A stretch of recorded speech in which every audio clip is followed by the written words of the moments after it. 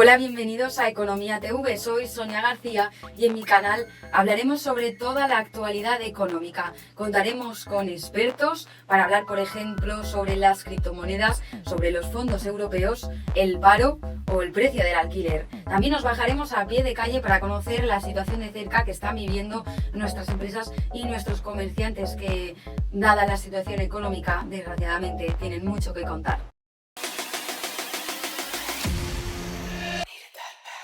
Hoy vamos a analizar la llegada de los fondos europeos. La pandemia arrastra a España hacia la miseria. El cierre de empresas, de comercios, la caída del Producto Interior Bruto son los primeros síntomas. Entonces aparece un superhéroe, la Unión Europea, que cede a España 140.000 millones de euros. Si son bien utilizados, podrían ser un salvavidas que saquen al país adelante, pero el decreto está siendo muy criticado y controvertido. Un informe que muchos medios de comunicación han calificado como demoledor, mientras que otros como que sirve de aval de este decreto, dos versiones muy contradictorias. Por eso vamos a analizarlo hoy. Además de los medios de comunicación y de la oposición, también el sector de las empresas teme que el dinero no se destine correctamente. De hecho, hay algunos puntos bastante oscuros que temen que se puedan adjudicar este dinero a dedo a algunas empresas. Este es uno de los puntos oscuros del decreto, pero también hay otros. Vamos a analizarlos con un invitado muy especial. Es Pablo Castrillo, muy conocido e influyente en la política. Tiene en Twitter 64.000 seguidores. Buenas tardes, Pablo. Buenas tardes, Pablo. ¿Cómo estás? ¿Qué tal? Hola, buenas tardes, muy bien. Me alegro. Estamos hablando sobre los fondos europeos y precisamente quería contar con tu opinión sobre el polémico informe del Consejo de Estado que ha recibido muchísimas críticas porque señala que el decreto de los fondos europeos carecería de mecanismos de control. ¿Qué garantías debería de tener y no puede ser que no tenga? ¿Y qué supone esto? ¿Qué riesgos habría? Bien, pues es francamente preocupante, ¿no? Que un organismo como el Consejo de Estado diga este tipo de cosas y sobre todo con un decreto tan importante como son las ayudas europeas a España por el tema del COVID, es muy preocupante. Igual de preocupante también que lo hayan ocultado vulnerando la ley del Consejo de Estado, en concreto el artículo 2 a la oposición antes de aprobarlo, y por tanto, pues que diga concretamente este informe de 97 páginas, y cito textualmente, que existe falta de claridad, que no existen criterios objetivos para el reparto de ayudas, que por parte del Tribunal de Cuentas haya una falta de regulación. Pues, como ya te digo, es totalmente negativo que el Consejo de Estado nos diga que no existen este tipo de criterios objetivos para estas ayudas. ¿Y en qué crees que se va a traducir esto? ¿Qué nos vamos o nos podremos encontrar?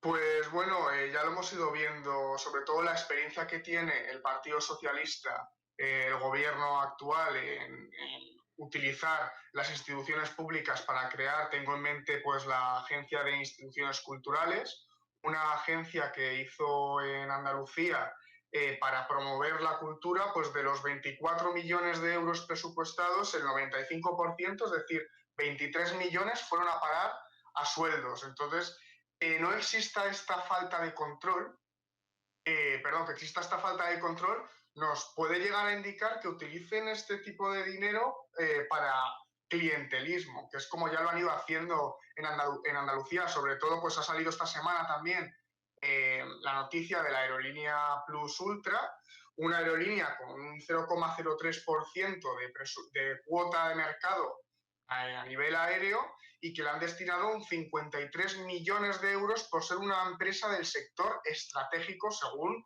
los objetivos del propio gobierno. Pues, como ya digo, que el gobierno utilice este dinero que tiene que ir destinado, pues, por ejemplo, al sector de la hostelería, que ha sido el más afectado por la pandemia, puede caer en el riesgo en utilizar todo este tipo de empresas para crear pues ese clientelismo, ¿no? Hmm. Y luego te quería también preguntar por el punto también muy polémico que pedía Pablo Iglesias y que en un primer borrador no encontramos y luego deprisa y corriendo en el decreto definitivo sí apareció. Es el de la posibilidad de creación de empresas de capital público, también de intervenir en empresas de capital privado con capital público y también la creación de empresas mixtas. Eh, ¿Qué te parece este punto? ¿Qué puede suponer para la economía que se creen empresas de capital público? Pues bueno, esto ya lo fuimos viendo sobre todo en el programa electoral de Podemos, cosa que, por ejemplo, ya han hecho en Baleares, que ha sido expropiar ciertos tipos de empresas y esto es totalmente dañino para la economía y sobre todo pues, el artículo 69 de este decreto dice que se pueden licitar contratos sin publicar o informar las bases de ese concurso tanto a empresas privadas, públicas como mencionabas, y mixtas. Y esto es un ataque frontal total contra la transparencia. Es decir, que este tipo de ayudas se utilicen para destinarlo de manera arbitraria a este tipo de empresas públicas creadas por los propios políticos y que han colocado a sus amigos, a sus exparejas, etcétera, podría considerarse incluso en algunos casos malversación de caudales públicos. ¿Y tú crees que con todo esto a lo mejor las empresas privadas tengan miedo al intervencionismo e incluso, no sé si ya es demasiado decir, pero que se pueda producir una fuga de capitales de España? Evidentemente, y ya lo hemos visto, por ejemplo, en Cataluña, cómo esa intervención estatal de la Generalitat a este tipo de empresas de subida masivas de impuestos para luego utilizarlo pues, en embajadas ilegales y demás, lo que han hecho las empresas al final es destinar su sede social a Madrid, por ejemplo. Y es totalmente planteable y realista lo que tú dices, que desgraciadamente las empresas, viendo esta intervención estatal, pues decidan trasladarse a otro tipo de países. Y luego las empresas tienen una labor fundamental, ¿no? Porque el gobierno ha conseguido engañar al poder político, aprovechando, en mi opinión, la falta de inexperiencia de algunos partidos, como puede ser, por ejemplo, Vox en gestión, ocultando el Consejo de Estado. Yo confío en que no engañen también a las empresas y que las empresas, ya lo hemos visto en el caso de Plus Ultra con Ryanair, que lo han llevado ante la justicia europea, que realmente tomen la iniciativa y que, en mi caso, pues apoyar, por supuesto, la acción de las mismas. Y luego también al respecto de todo este punto, ya lo mencionaba Garcés, que es lo que quería Pablo Iglesias, ¿no? Tendría con este decreto el embrión para crear su empresa energética pública, pero también nos hemos recientemente enterado de que Pablo Iglesias ha abandonado la vicepresidencia del gobierno. ¿Crees que el PSOE seguirá en esta línea?